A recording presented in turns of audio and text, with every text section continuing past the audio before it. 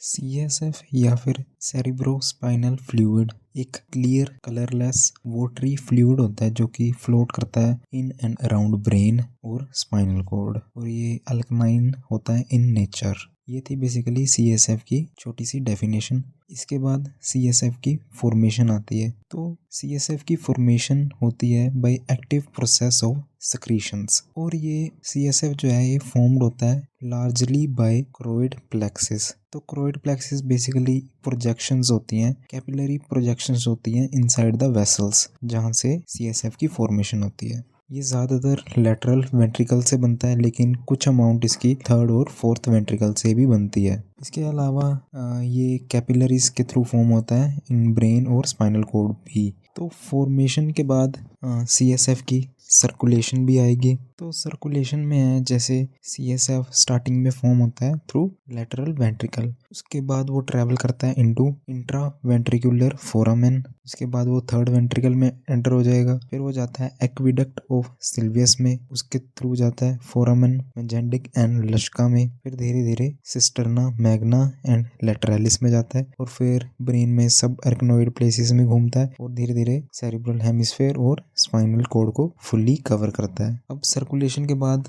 इसकी अब्जॉर्प्शन भी आएगी, जैसे पहले फॉर्मेशन हुआ फिर सर्कुलेशन हुई, अब लास्टली इसकी अब्जॉर्प्शन आएगी। तो अब्जॉर्प्शन होती है चीफली थ्रू एरेक्नोइड विलय और ग्रेन्युलेशन। तो इसके थ्रू ऑब्जर्व होएगा और फिर धीरे धीरे ड्रेन हो जाएगा through cranial venous sinuses. Cranial venous sinuses के थ्रू ये ड्रेन आउट हो जाएगा, और कुछ अमाउंट इसकी वेन्स के थ्रू भी ऑब्जर्व होती है ऑफ द स्पाइनल कॉर्ड। जो स्पाइनल कॉर्ड में वेन्स होती हैं उनके थ्रू भी ऑब्जर्व होता है। इसके अलावा जो एक चीज़ इंपॉर्टेंट है इसमें वो है इसकी कुछ प्रॉपर्टीज होती हैं, जैसे कि रेट ऑफ फॉर्मेशन। जो सीएसएफ का रेट ऑफ फॉर्मेशन है वो है 0.3 ml पर मिनट, और इसकी एक स्पेसिफिक ग्रेविटी होती है जो है 1.005, और ये अल्कलाइन होता है इन नेचर। इसके अलावा इसकी कुछ कॉम्पोजिशंस होती हैं, ठीक है, जैसे कि जो वाटर सब्सटेंस है सीएसएफ में वो है 99.13%। तो 99.13% सिर्फ वाटर है। इसके अलावा कुछ इसमें सॉलिड्स होते हैं, ठीक है, जो है 0.87। तो इनमें से कुछ ऑर्गेनिक होंगे और कुछ इनऑर्गेनिक होंगे। जो ऑर्गेनिक है वो है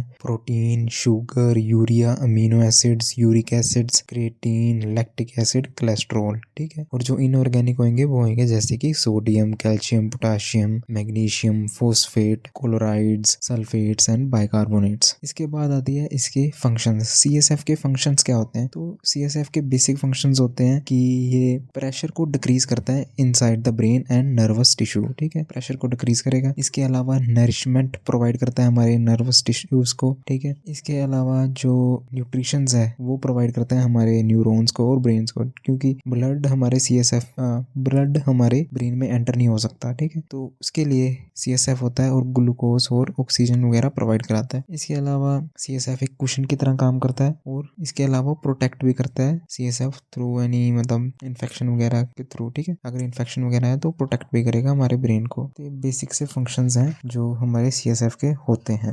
इसके बाद कुछ सीएसएफ के डिसऑर्डर्स होते हैं, कुछ क्या, सिर्फ एक ही मेन है सीएसएफ का डिसऑर्डर जो हमें देखने को मिलता है, जो है हाइड्रोसिफेलिस। बेसिकली इसमें क्या होता है कि एबनॉर्मल सीएसएफ प्रोडक्शन हो जाती है, जिसकी वजह से हमारे हेड की इनलार्जमेंट हो जाती है। इसके बाद हाइड्रोसिफेलिस के भी आगे दो टाइप्स होते हैं, जो कि हैं कम्युनिकेटिंग एंड नॉन कम्युनिकेटिंग। ये किसी और दिन हम वीडियो में देखेंगे।